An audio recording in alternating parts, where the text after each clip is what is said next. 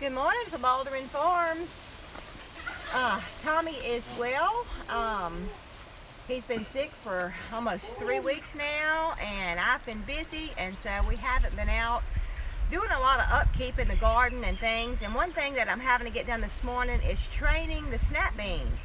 I don't know if you know it or not. These are pole beans, which we're growing them on a cattle panel. But they get to the top, they keep on growing, and you see how this is. And they've wound themselves around each other. And you see these have grown up from here and wound up. What'll happen is this will fall over and make a big clump here. And eventually that's going to happen because you just won't be able to keep up with it. But I mean, if span this, you see, I've actually had them grow together, you know, and that doesn't make for easy bean picking. Come up a little closer and let me show them what I do. So what I do with this is I take it and I loop it down and I just train it to go in here like that. So it'll, you got to be careful. It's good and moist right now. They've had rain, but like if it's kind of dry, this will break. But anyway, I just come through. I have to do it about every couple of days and just train them. And this will get to where this is full up here, and that makes for easy picking right here. If it were to fall down, beans would be back behind. So I want to try and keep them, you know, have them up here. Of course, beans will be down low too. But I just kind of loop it around like that. I've already done the other row.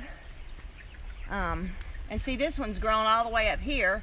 That's going to be a little tall for me. So I'm going to unwind it. Eventually that'll probably get covered, but I'm going to try and keep them low. We've just got lots and lots of work we've got to do out here in the garden. If you'll look down here, we haven't kept up with the weeds, and you see we're going to try and get in here, probably come through with the action hoe and remove this stuff and try and get some leaves or some hay or something that's going to come in a little closer to these plants to try and keep the grass down and hold our moisture in. We never have put anything on these rows, so we need to do something to retain the moisture. And I have my belt on. I'm not trying to make a fashion statement, but we've got to do the Florida weave, and so it actually hooks onto your belt. So we're gonna be working on that today. The string hooks onto your belt. It's in a box with a belt loop on it. Yeah. And so I've got my belt on, ready to do that, because we've got tomato plants on the ground. So I'm almost done doing this, and then we're gonna get on the tomatoes. All right, I'll look and see if we've got any comments. Why don't you show them the tomatoes, how terrible. I'd rather not show them the tomatoes. Show them how bad we've been. Remember, when life on the farm just got real. So the tomatoes are terrible. Look at that. They're just laying down. And they're full of blooms. They're full of blooms. We've even got a few small tomatoes. So we've got our work cut out for us. It's going to take two of us. Yeah.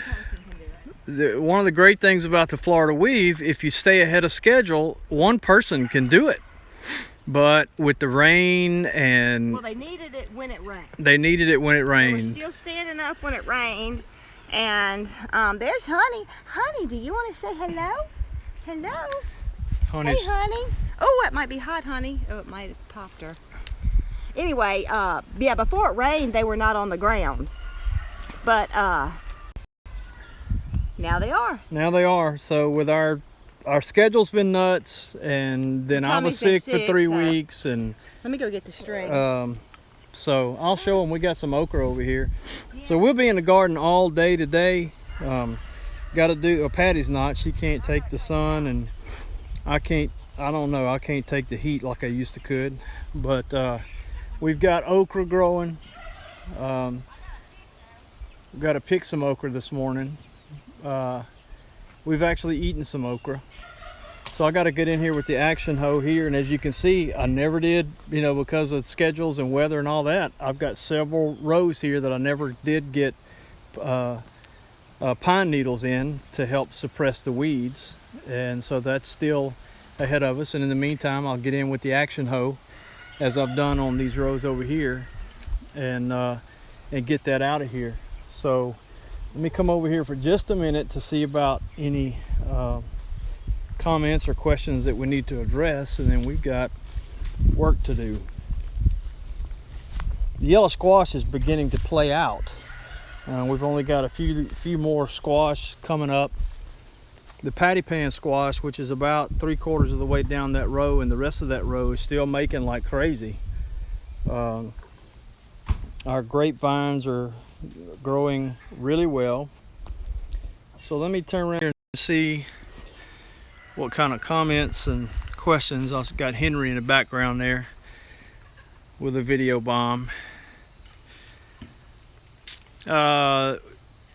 Those aren't 6-foot cattle panels, C. Dean. They're 4-foot cattle panels. They're just raised up off the ground.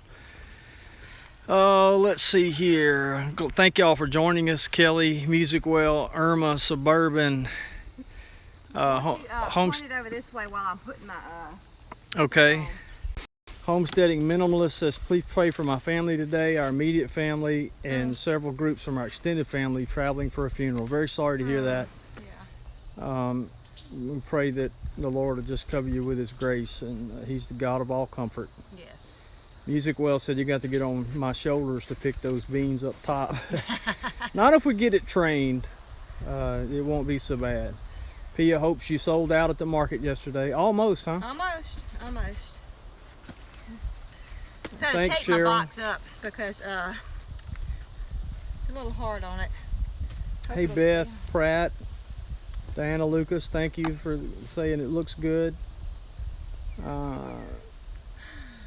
Yeah, we have, Music Well says, I'm loving the cattle panels for tomatoes too. Just using okay. vine clips in conjunction is really working good. I saw those and I was going to order some. I never have because I thought that would be easy. Yeah, so we've actually, you're not the first person that mentioned using cattle panels for tomatoes. We may actually try that next year. I don't know, we'll see.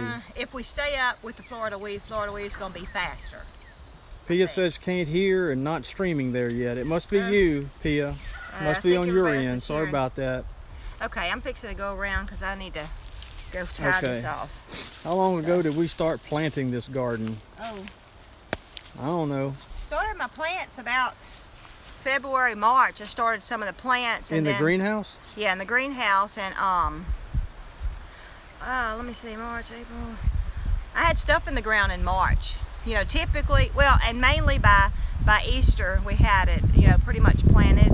I was a little later with the okra, getting it out, and the peas and the green beans. I was a little late for me, for our weather. You know, we're in Mississippi, and it was very mild, so we were able to. And I grew my squash plants from in the greenhouse, so I set out plants, so that helped to get a jump on it too. So. Good morning, B from Georgia and Pioneer Soul. Thank you very much. Yep, hammer it next year. Hey, Brenda.